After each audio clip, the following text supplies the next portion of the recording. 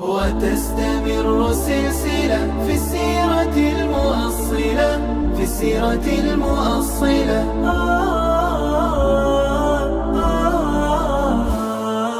قد صبر العباد فكتب الجهاد فشمروا وجدوا رمى النبال سعدوا وعرفت غزوات يرى بها الثبات 7 هي المشتهرة لدى قتال الكفرة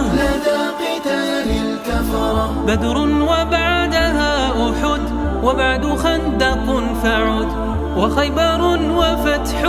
لمكة يصح حنين قبل ختمها تبوك كي تتمها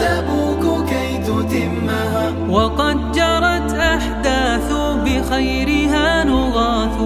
في السنة الثانية للهجرة الغالية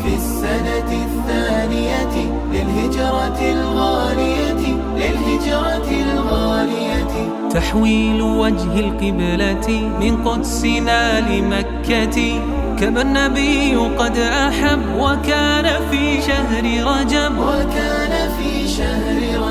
وفرض الصيام يزهو به الإسلام في شهر القرآن كالغيث للإنسان وشرعت في الشهر لنا زكاة الفطر صام النبي بالعدد 9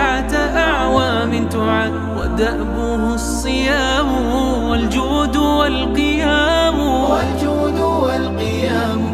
يدارس القرآن مع جبرائيل كان يحب الاعتكاف عن نومه تجافى